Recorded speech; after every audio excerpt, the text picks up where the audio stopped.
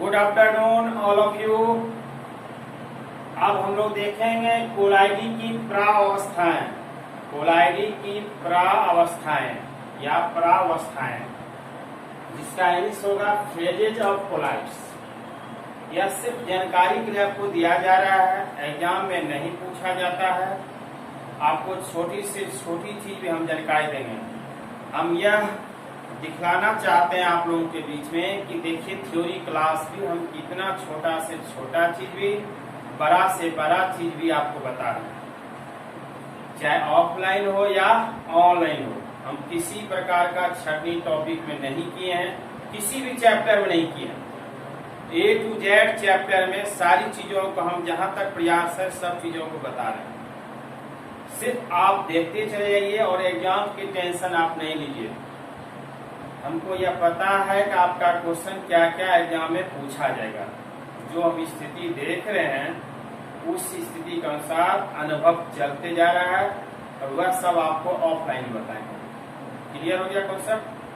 अभी जो चीज हम पढ़ा रहे हैं उसको ध्यान से आप देखिए। सिर्फ आपका काम है देखना, बाकी समय पे आप छोड़ते चले जाइए। ठीक है, तो चलिए देखते हैं कोलाइडी की प्रावस्था।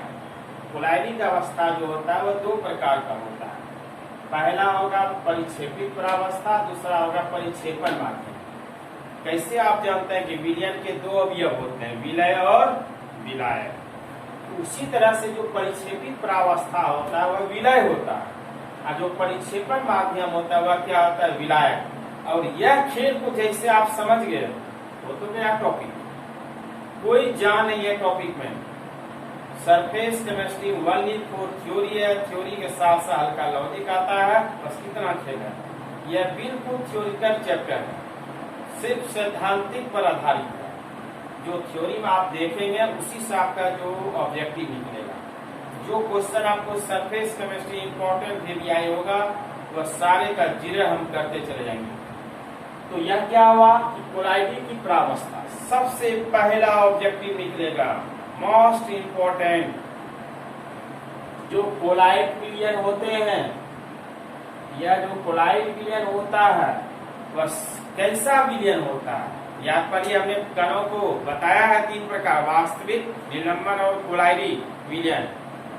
तो कोलाइडी विलयन कैसा विलयन होता है, ऑब्जेक्टिव पूछेगा विषमांगी। कैसा होता है, विषमांगी। बहुत इंपॉर्टेंट ऑब्जेक्टिव है यह, जिसकी 2 अवस्थाएं होती है, 2 परावस्थाएं होती है। पहला है परिक्षेपित परावस्था, डिस्पर्सिव फेज, और दूसरा होगा परिक्षेपण माध्यम, डिस्पर्सन मीडियम। देखिए डिस्पर्सिव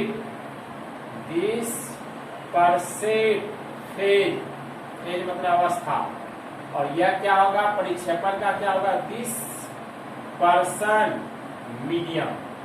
क्लियर हो गया? यह इसकी परिभाषा क्या है, यह कम अनुपात में उपस्थित अवयव है तथा यह विलयन में किसके समान होता है, तो विलय। इस पॉइंट को याद रखेंगे, इस पॉइंट को हमने घेर दिया, विलय।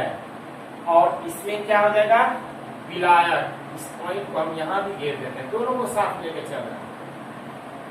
ठीक है, यह कम अनुपात में उपस्थित अवयव है तथा यह विलयन में किसके समान है, विलय के समान होता है।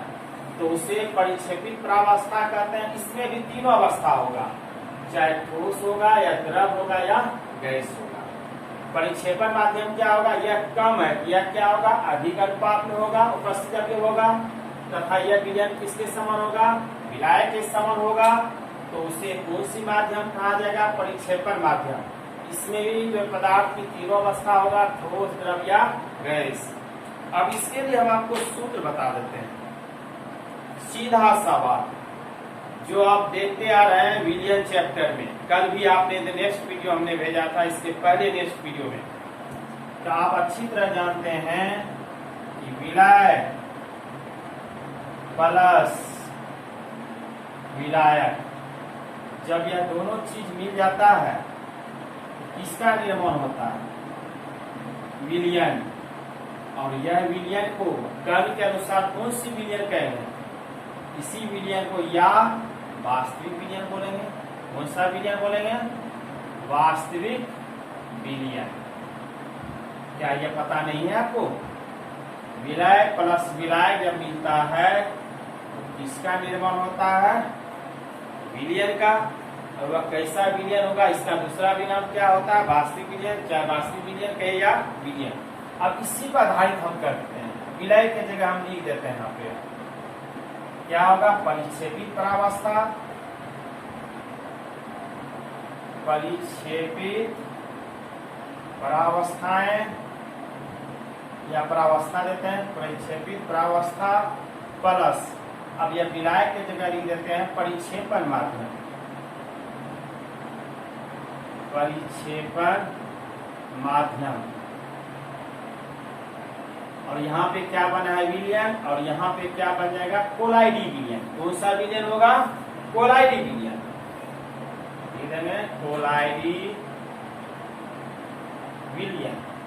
चलिए सूत्र निकल गया। कभी काल ऑब्जेक्टिव को देगा परिक्षेपित परावस्था प्लस परिक्षेपण माध्यम को कौन सी विलयन कही जाती है? तो कोलाइडी विलयन। अब परिक्षेपित परावस्था का क्या मतलब हुआ? विलय या कम अनुपात में मौजूद रहता है, और परिक्षेपण माध्यम का मतलब क्या हुआ? विलायक या अधिक अनुपात में रहता है।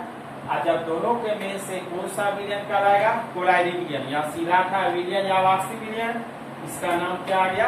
कोलाइडी विलयन। अब इसके बाद हम बताएंगे भौतिक अवस्था के आधार पर जो है कोलाइडी विलयन या कोलाइडी तंत्र को कितने भाग में बांटा गया, कितने होते हैं, उसमें बताएंगे आपको 8 होता है।